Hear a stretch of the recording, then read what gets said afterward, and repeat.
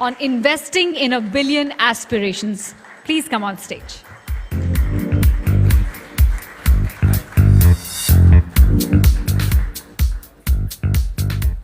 Hi, good evening, everyone. We're just finishing the taping of MasterChef, so we just ran all the way from mud. I'm sorry, I'm not sure if I'm late. It's an honor to be here. I just heard the previous session. Investing in aspirations, when the subject came to me, I got really confused because my first investment I ever made was in a small banquets in 1990. I wasn't sure what we were doing. We had a small place behind our house. And I asked my grandfather, can I take that place? Because I thought I was very good in cooking. I was very young. I was like 18, 19 years old. And he said, yeah, you can take it, but what will you do with this open space? There wasn't enough money. And me and my grandmother used to give food to a school close by. So हमने principal से पूछा कि how can we make some money? And she says, oh, winter is coming. We need 600 or 700 sweaters. Can you make it for us? So all people who think that why do I take so many risks, that was a day I actually confined to something very strange. As a boy, summer vacation, in my 10th grade, I figured out how to knit a sweater from my grandmother. And I hand knit, yeah. I'm very proud of it, not ashamed. And I made almost 10,000 rupees in 1990. I invested in buying 24 chairs. I bought 2 patilas. My father gave me a big tandoor. And we were in business. And that was the first time I realized that if you do not take a risk, there is no way for you to be entitled to any glory. There's no last names. There's no big names behind me. I did most of it myself with my mom and my grandmom standing behind me. The banquet was a total failure, and I'm very proud of it. Because first of all, we spelled the name wrong. If somebody's from Punjab, they can really understand what I'm saying. Lawrence Garden spells Gardn. And Lawrence Street is still, they spelled the whole street wrong. And we were happy, we were doing business. But one thing which you realize is that was one of the biggest trainings I ever had in my entire life. I figured out that there's no investment without a consumer. If ladies would come and they will see me, I was very young and like so much energy. We had so many parties, but me and my grandmother would say, doesn't it seem a little guilty to ask people for money for food? I'm like, wow, that's right actually. So my father said that they would make fun of me, that we should call it charity. We shouldn't call it a business. But that planted a seed in my mind that I need to get educated. It is very interesting to speak about investments without thinking about the value. If you bring value to people, you own them for the rest of your life. And you continue to do that. I studied in hotel management. My biggest thing was that I was in Bombay for so many years of training. I went back to those banquets. There was a small room. There was a kitchen without a roof. I changed everything. And I did make a lot of money on Indian weddings and all. And one day I said that, I'm giving value to people's weddings, but actually as a brand, I have no value. So I decided to move to US in 2000. And I've been there since then. But I do form a bridge between India and American culture, being one of the few people in this world who's hosted 4 American presidents and almost every relevant world leader except for Putin. And I do feel that the training of investment begins right from home. It begins right what you're taught, that you got to take this risk. I got to take this risk of moving to world's largest and the greatest and the most powerful and the richest city in the world, but if not being able to add value to the city, I would not have a value to myself. For anyone who is aspiring investor, a talent, an artist, you need to first invest in yourself. All the money I made in America in the first few years, beginning years, I invested it all for my education. it was very important for me to study from the top American universities, because one day, after almost 2 decades, I'll be standing in here and talking about this. That investment is necessary, which is a part of becoming your value. You stand in front of the world leaders, and many of the firsts which I did in America were only based on because I was constantly investing in myself.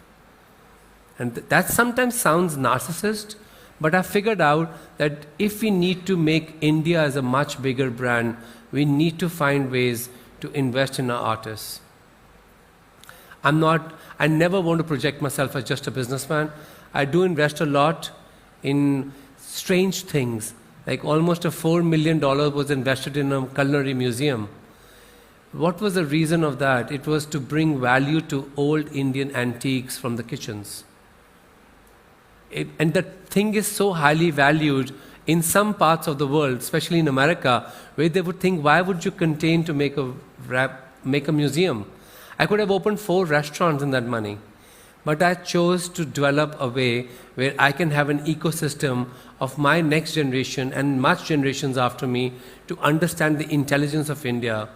India was the first country to create alloys of combining metals.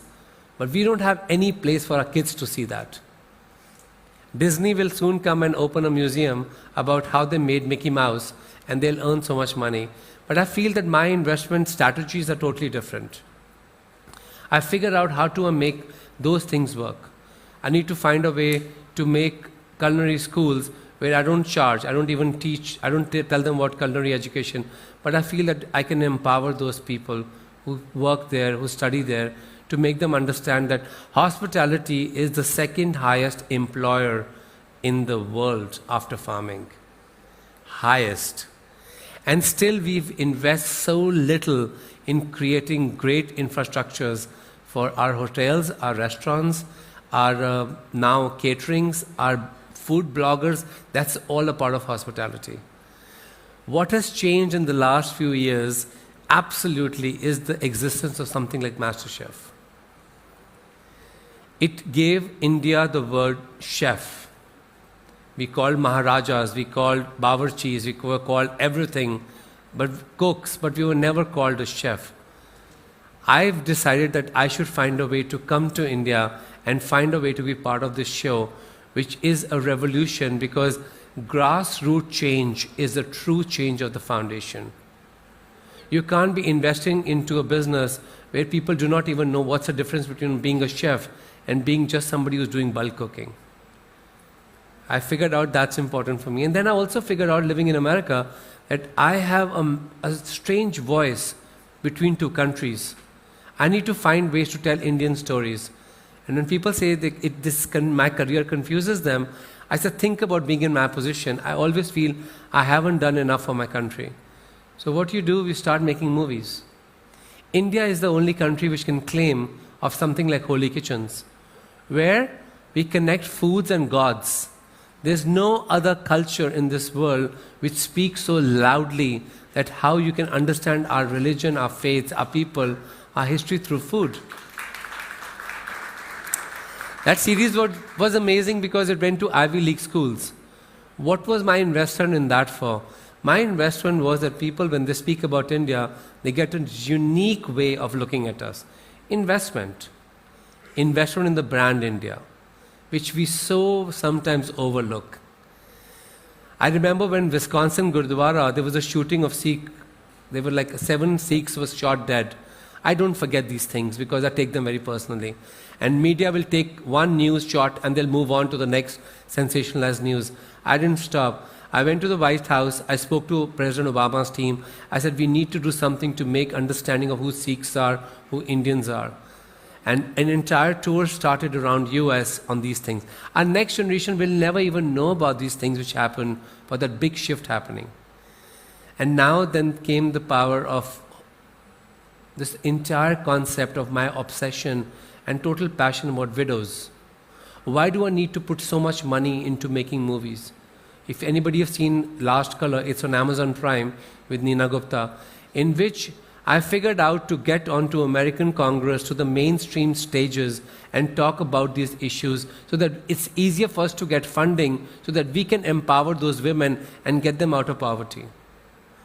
Most of the pandemic, my book sales and all these initiatives were helping all these widows to survive, to sustain, to endure the pandemic, the loneliness, from clothes to medications to health supplements to food. Everything came from all these initiatives.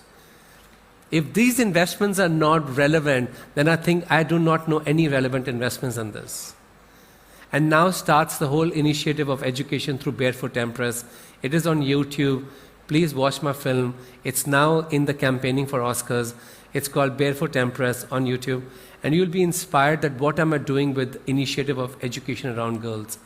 I want to thank everyone for pushing me of these initiatives, because I feel investing in these things, I think it's much more important for me to bring a multi-chain restaurants and everything when I can support the grassroots change in education. I'm very thankful for this opportunity to speak to you.